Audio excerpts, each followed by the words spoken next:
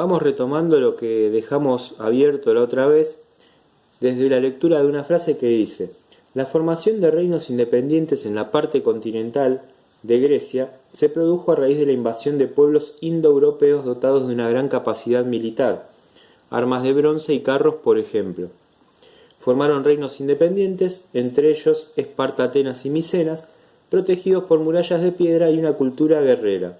El ánax era quien encabezaba al pueblo y las acciones militares. El ánax es ánax o rey, ¿sí? En su significado.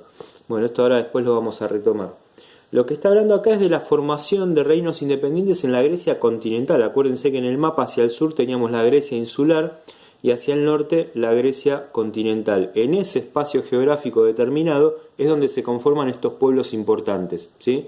Importantes, digo, para el desarrollo de la historia de Grecia, y uno de los más importantes, Micenas, que es el que nos está abocando ahora en este momento. Una serie de invasiones, ¿se acuerdan? Es lo que nos había arrojado este tipo de reinos, ¿sí? Invasiones que tenían que ver con los indoeuropeos, entre ellos los aqueos o los jonios, ¿sí? Entre otros, y que habían capitalizado de alguna manera también el comercio que se daba en esa zona, ¿no? Que tenía que ver con los cretenses. Capitalizar el comercio porque en realidad el espacio determinado para Creta, o el que se había hecho Creta, era un espacio bastante importante, ¿sí? En cuanto a la ubicación, ubicado ahí en el sur, en la Grecia insular, tenía la posibilidad de conectar, ¿sí? con lo marítimo, digamos, ¿no? La parte marítima tenía la posibilidad de conectar con otras culturas. Así, de esta manera, es como surge esta cultura micénica de la que venía hablando hace un rato, ¿sí? Otro de los pueblos que van a surgir también, ¿sí? Tiene que ver con Tebas, Argos, Pilos. Bueno, son espacios que van a estar determinados por esto, ¿sí? Reinos independientes. No estamos hablando de un conjunto de pueblos que conforman una sola ciudad-estado. Estamos hablando de varias ciudades-estado que se están conformando como independientes dentro de una zona bastante característica. Así que bueno, eso es para tenerlo presente.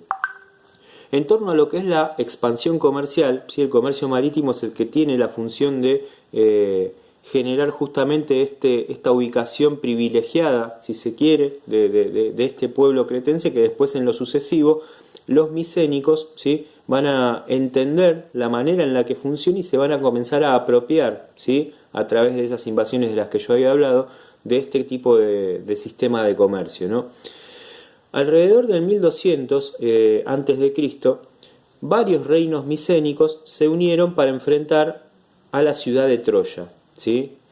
Y acá es donde viene una parte interesante de la historia de esta Grecia, ¿no? Porque la guerra de Troya se va a desarrollar en torno a lo que va a ser la posibilidad de entender a Grecia desde una edad oscura, en donde la propia cultura griega empieza a mermar o deja de trascender, ¿sí?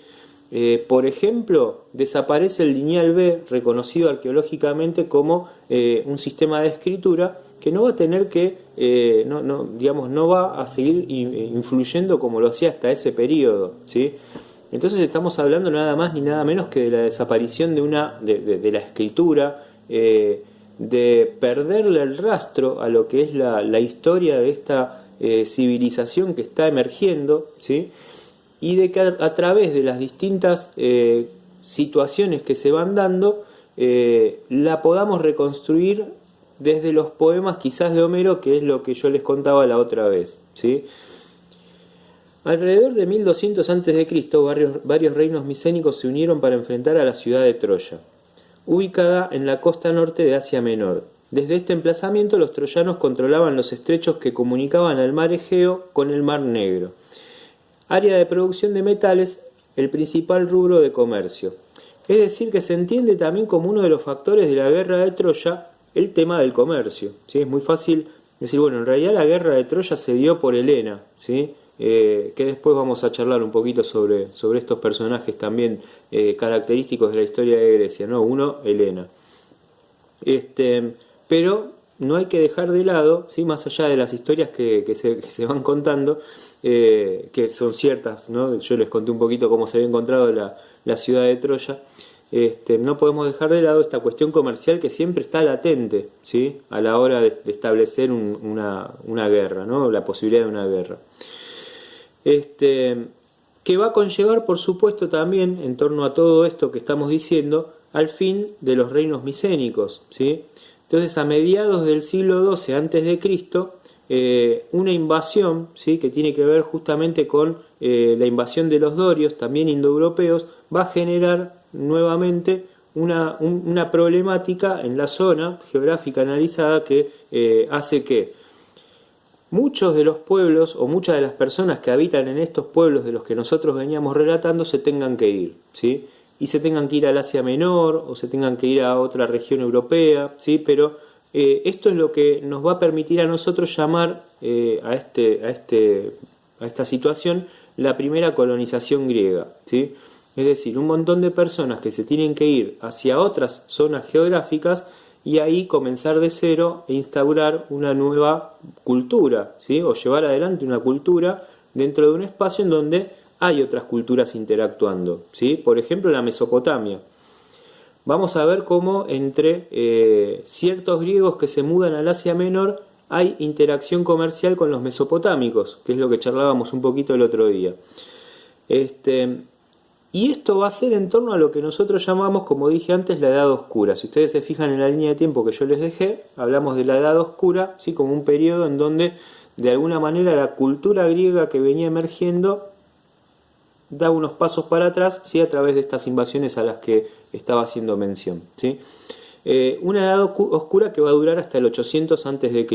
y que vamos a poder reconstruir, como decía antes, por medio también de los poemas homéricos, ¿sí? Bueno, acá, ¿sí? Lo que sucede de alguna manera es que se van a dar una serie de transmisiones orales, ¿sí? Que nosotros vamos a poder reconstruir después para, de alguna manera, generar por lo menos la teoría de lo que nosotros estamos analizando, ¿sí? Y esto se va a transmitir a través de 400 años, ¿sí? De transmisión, que incorporaron de civilizaciones anteriores.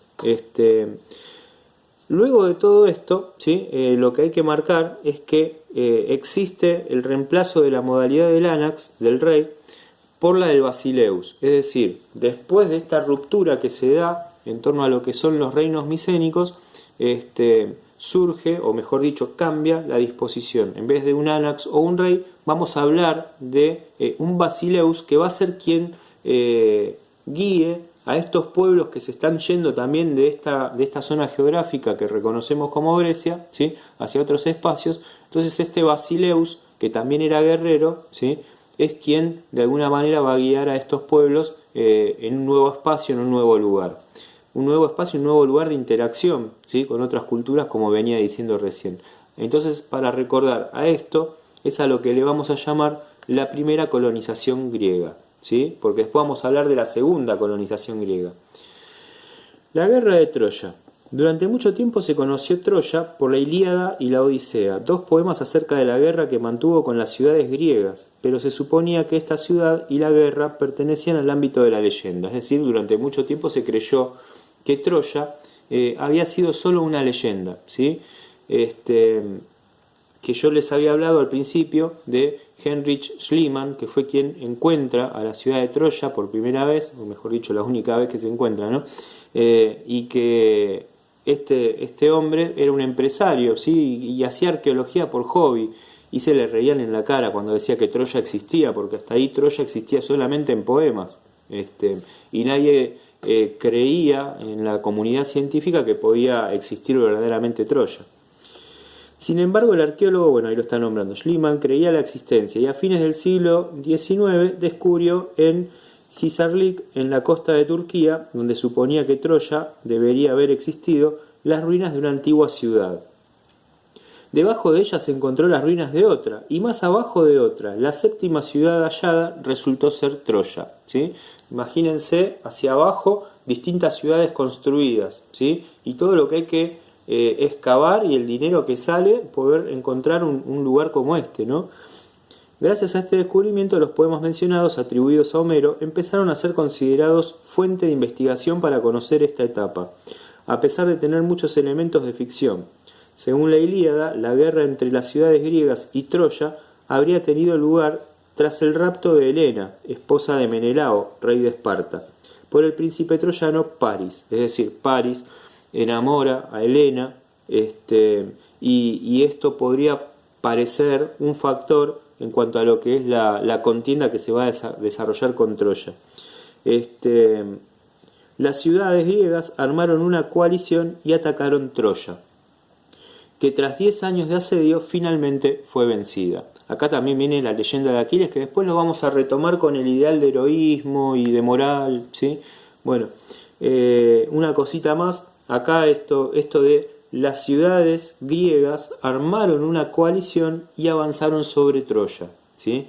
Entonces estamos hablando, para seguir teniendo presente esto, de reinos independientes que se van a conformar sobre todo con esto que vamos a llamar polis, en torno a esta Grecia, ¿sí? Pero de manera independiente. No es que todas son regidas por un soberano, sino que cada ciudad-estado tiene su propio sistema de gobierno, ¿sí? Como veremos en Esparta o en Atenas, para comparar el poder, ¿sí? De cada una, y que por otro lado, en todo caso, en guerras enfrentadas, ¿sí? Por ejemplo, Esparta y Atenas se van a enfrentar en algún momento, o Esparta va a defender a Atenas en algún momento. Estamos hablando de un momento en donde estos reinos autónomos conforman alianzas o guerras, ¿sí? Por eso lo interesante de la autonomía de estas ciudades-estado, ¿sí? Bueno, para la próxima que nos vemos en Zoom, vamos a charlar un poquito más sobre esto. Bueno, un abrazo.